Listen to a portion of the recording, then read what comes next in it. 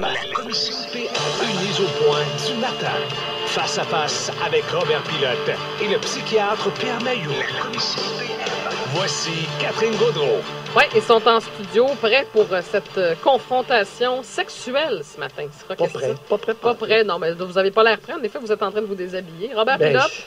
Oui, parce qu'on va parler de sexe, alors docteur se déshabille. Oui. Comment ça, mal organisé? Vous êtes... Puis là, en plus, la chemise, les déboutonnés. Docteur Mailloux, ne soyez pas indécent dans cette émission, s'il vous plaît. Hier, on a débuté une conversation que j'ai poursuivie tout à l'heure avec une sexologue parce que on est parti du dossier de William Labranche qui fait face à plusieurs chefs d'accusation. Il était question dans ce dossier-là de sadomasochisme, de fétichisme, de comportement sexuel hardcore. Et je posais la question au docteur Mailloux, est-ce que quelqu'un qui consomme beaucoup de pornographie hardcore, est-ce qu'au lit, dans sa vie intime, est-ce que ça fait quelqu'un de plus violent? Robert, je t'ai pas entendu là-dessus. Moi, je pense que oui. Non, mais puis je vous écoute depuis hier, j'ai eu le temps de réfléchir, j'ai changé d'idée. Tu as changé d'idée? Oui, hier, j'étais pro Mailloux, puis après avoir discuté avec toi dans l'émission du midi, entendu l'entrevue avec Jenny Harvey, que je salue, soit dit en passant. Je suis d'accord pas mal plus avec vous autres maintenant. Là où on est rendu dans notre société avec l'accessibilité à la pornographie, les modèles sont plus les mêmes. Non. Et donc, la façon de faire l'amour aujourd'hui a changé. Même que je vous dirais que, est-ce que la pornographie a banalisé la façon de se comporter entre hommes et femmes au lit? Moi, je pense que oui.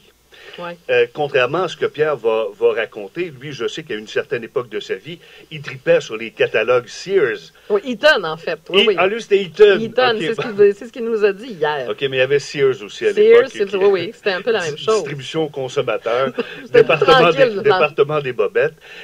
Non, mais moi, je pense effectivement qu'aujourd'hui, il va falloir qu'on regarde ça de très, très près, l'accessibilité qu'on donne à nos jeunes à la pornographie puis aux modèles qui sont véhiculés.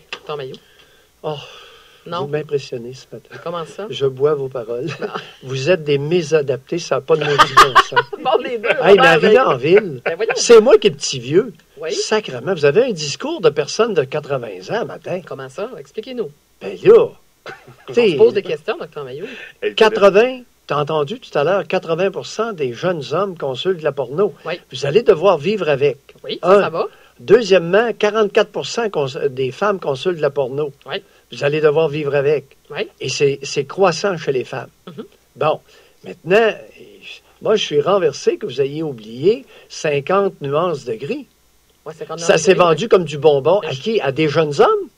Non, à des femmes. Je l'ai mentionné dans l'entrevue tout à l'heure. Bon, c'est ce que j'ai dit à la sexologue. Non, mais l'hypothèse qu'on avance... 50 nuances de gris, le livre et le film. Oui, mais l'hypothèse qu'on avance ce matin, Pierre, c'est est-ce que toute cette surconsommation-là vient transformer la façon dont les jeunes font l'amour? Est-ce que ça l'a transformé la tienne? Bon. Est-ce que Catherine Gaudreault, ça l'a transformé la tienne? Est-ce que ça l'a transformé la mienne? Est-ce que ça a transformé celle de Raphaël? Est-ce que ça a transformé celle de Serge? Mais ça, je vais vous répondre. Bout de vierge, arriver avec des exemples, arriver avec quelque chose de... On parle du non, là, je vous trouve pas drôle ce matin. Pierre, on parle de vous êtes des mésadaptés de votre époque. On parle de William Labranche. OK? Le procès se déroule actuellement, puis ce qu'on comprend là-dedans, c'est qu'il y a une pornographie qui dérape finalement. Mais avez-vous lu le Marquis de Sade? Oui. Bout de cierge? Non, mais oui. Avez-vous lu le Marquis de Sade? Oui. Alors, ce que j'essaie de vous dire, c'est que des William Labranche, il y en a toujours eu, il y en a, puis il va en avoir encore. Oui, je le sais qu'il y en a. Oui, mais... il y en a-tu plus qu'avant? Bon. Non.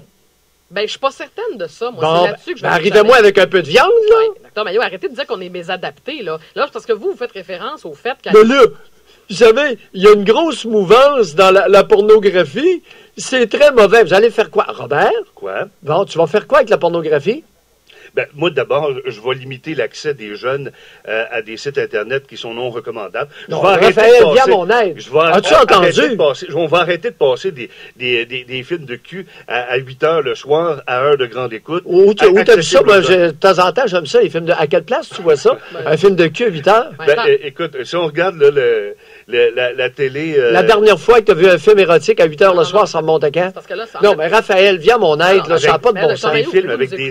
Non, on dégobille sur la jeunesse, alors que c'est une mouvance, c'est ça. On fait quoi avec? Est-ce que ça cause vraiment des problèmes de maltraitance de femmes dans l'intimité? Ma réponse, c'est non. Ça a toujours existé. Il y en a. C'est plus ouvert. Et même de ça, je vais aller plus loin. Oui. Saviez-vous qu'il y en a une gang qui se masturbe activement devant les films porno?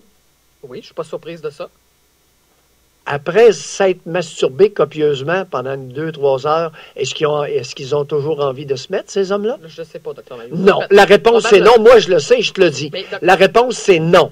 Alors, non seulement la mouvance actuelle ne produit pas plus de crackpots sur le plan sexuel, mais il y a beaucoup de crackpots qui se soulagent activement dans la porno. Oui. Alors, tout ça pour te dire qu'il y a probablement moins de femmes violentées sur le plan sexuel qu'il y a 30 ans. Voyons donc. Tu es en train de me dire que c'est un grand bienfait, c'est écoutez. Hein? C'est qu'il y a, écoutez, là. Non. Tu es en train de me dire que c'est un grand bienfait, donc l'accessibilité à outrance, très bon côté. À la pornographie à partir de 11, 12 ans. Pourquoi? Quel est l'impact, Robert Pilote, quel est l'impact chez les femmes du fait que 44% ont recours à de la pornographie? Bon, ils sont peut-être entraînés là-dedans. Peut-être qu'ils veulent accompagner leurs hommes. Non, ma question, c'est pas ça. L'impact, c'est quoi? Est-ce qu'on a des femmes qui... OK, je vais répondre. Est-ce que les 44% des femmes sont plus épanouies sexuellement parce qu'elles consomment de la pornographie?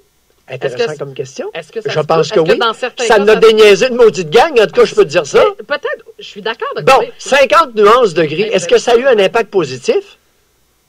Positif, je ne le sais pas. Ça a peut-être réveillé certains sens chez certaines femmes qui étaient endormies. On s'entend pour dire... je suis complètement... Mon but est atteint. Attendez, Dr. Mailloux. Un certain réveil ne nuit pas à l'occasion. Je vais juste me permettre... À peine ce matin, je suis enflammé. C'est parce que vous ne me laissez pas répondre. Moi, je les ai lus, les trois. T'as lu ça? 50 nuances de gris, j'ai lu les trois. Et 50 nuances de gris, là, outre l'aspect du sadomasochisme, là, il y a aussi l'aspect du fantasme là-dedans. La raison pour laquelle on allait lire ça, c'est que c'était excitant à lire, surtout le premier. Mais ce que la sexologue disait ce matin, ce que je trouvais intéressant, tu peux avoir, quand tu es en couple depuis des années et que tu veux pimenter ta vie sexuelle avec soit des objets, avec ton conjoint que tu aimes ça un peu plus corsé, c'est très différent. Ah, Dr. Mailloux, vous êtes de mauvaise foi. Bon, savez-vous quoi? On va terminer ça là, 9h30.